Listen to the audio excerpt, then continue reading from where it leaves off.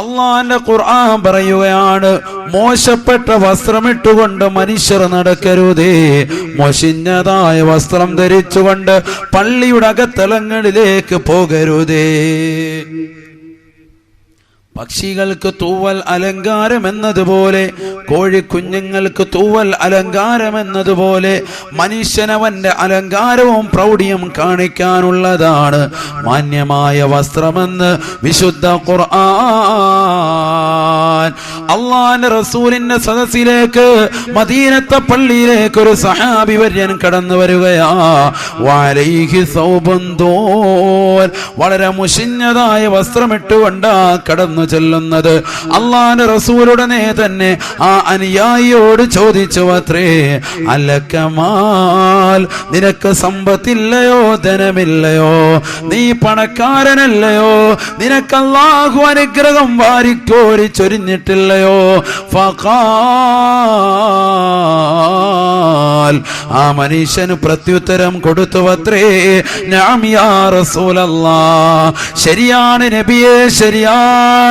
മിൻ കുല്ലിൽ മാൽ, എല്ലാ നിലയ്ക്കും ധനമുള്ളവനാണ്.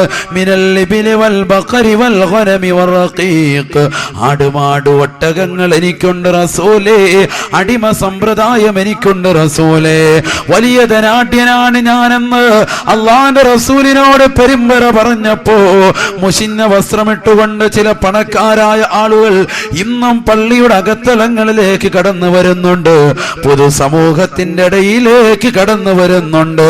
അങ്ങനെ ചെയ്യൽ സൂഫിസമാണെന്ന് ധരിക്കേണ്ടതില്ല, അത് തെറ്റാണ്, തെറ്റായ ധാരണയാ. ശരീരം മുഴുവനും പച്ച പുതച്ചുകൊണ്ട് 10 വിരൽ 50 മോതിരം ധരിച്ചുകൊണ്ട് ഏതെങ്കിലും മഖാമിൽ തസ്ബീഹ് പിടിച്ചുകൊണ്ട് മക്കളെയും കുടുംബങ്ങളെയും പട്ടിണിക്കിട്ടുകൊണ്ടിരിക്കലാണ് സൂഫിസം എന്ന് ധരിക്കുന്നവർക്ക് തെറ്റുപറ്റിപ്പോയി. അള്ളാന്റെ റസൂൽ ഉടനെ തന്നെ ഈ പണക്കാരനായ വ്യക്തി സ്വന്തം കുടുംബത്തെ മറന്നുകൊണ്ട് മോശപ്പെട്ട വസ്ത്രം ധരിച്ചുകൊണ്ട് പള്ളിയുടെ അകത്തളങ്ങളിൽ കടന്നു വന്ന വ്യക്തിയോട് അള്ളാന്റെ റസൂല് പറയുകയാണ്,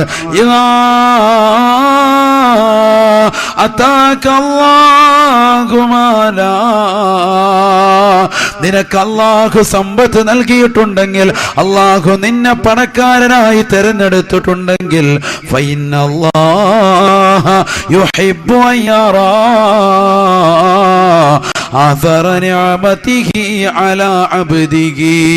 അള്ളാഹു ഒരടിമയുടെ മേൽ നൽകിയതായ സാമ്പത്തികമാകുന്ന അനുഗ്രഹങ്ങൾ അവന്റെ ജീവിതത്തിൽ കാണാൻ അള്ളാഹു ഇഷ്ടപ്പെടുന്നേ എന്ന് നബിയുനാ റസൂലുള്ളാഹി.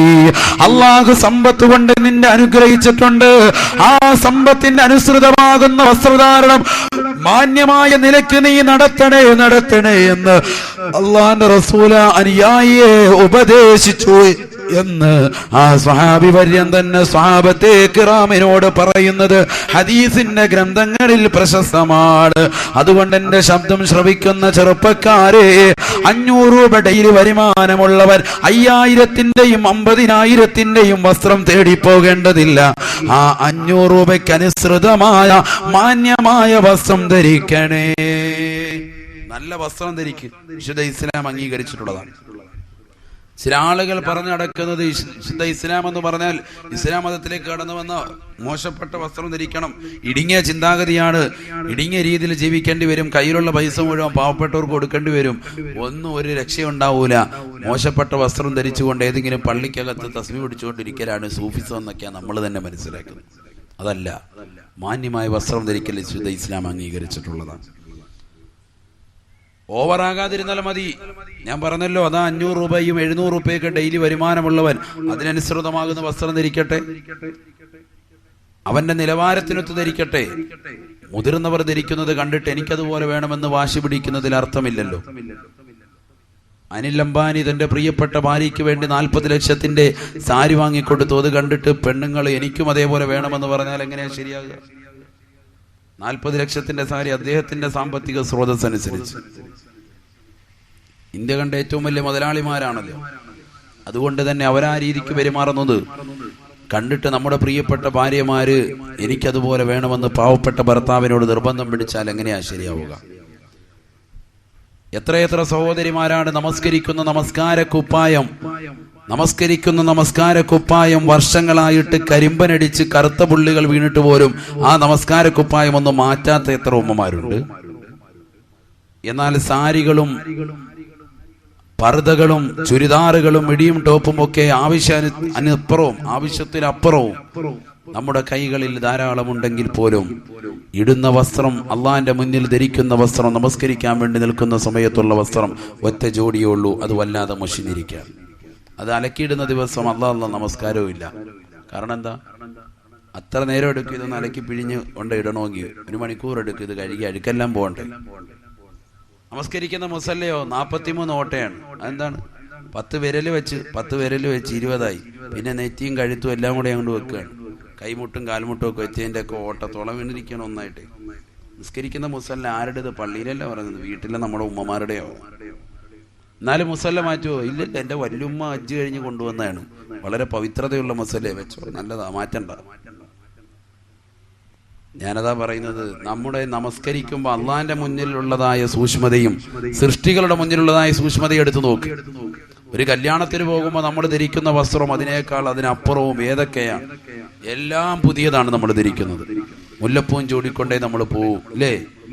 ഏറ്റവും സുന്ദരമായ രീതിയിൽ നിൽക്കും. അള്ളാന്റെ മുന്നിൽ നിൽക്കുമ്പോൾ അല്പം അത്രയൊക്കെ തേച്ച് നല്ല റാഹത്തായിട്ട് നിൽക്കുന്ന പള്ളിയിലേക്ക് അങ്ങനെ ഒന്ന് നല്ല റാഹത്തായിട്ട് പോയി എത്ര ചെറുപ്പക്കാരുണ്ട്, എത്ര യുവാക്കളുണ്ട്. അള്ളാന്റെ മുന്നിൽ നല്ലതുപോലെ നമസ്കരിച്ച് തീർത്ത എത്ര ഉമ്മമാരുണ്ട്. അപ്പൊ മാന്യമായ വസ്ത്രം നൽകണം. പരിശുദ്ധ ഖുർആൻ ഈ ആയത്ത് വിശദീകരിച്ചുകൊണ്ട് അല്ലാഹുവിന്റെ റസൂൽ സല്ലല്ലാഹു അലൈഹി വസല്ലം തങ്ങൾ സ്വഹാബത്തെ ഇക്റാമിനോട് പറയുകയാണ്, യാ സ്വഹാബ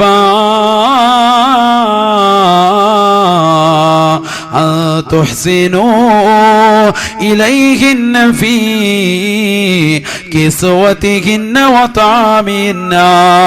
ഓ ഭർത്താക്കന്മാരെ,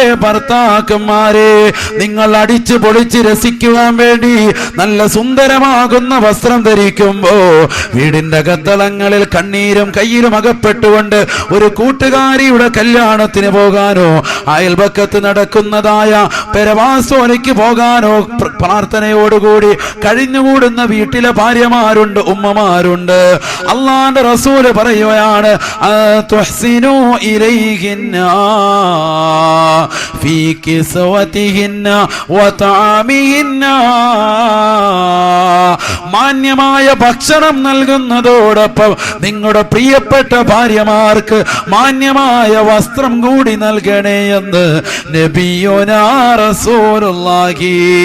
ഭർത്താക്കന്മാരുടെ കടമയാ, ഗൃഹനാഥന്റെ കടമയാ, തന്റെ പ്രിയപ്പെട്ട ഭാര്യ, മക്കൾ, കുടുംബാദികളുടെ മാന്യമായ ഭക്ഷണവും മാന്യമായ വസ്ത്രം കൊടുക്കുക എന്നുള്ളതെന്ന് നബിയുനാ റസൂലുള്ളാഹി.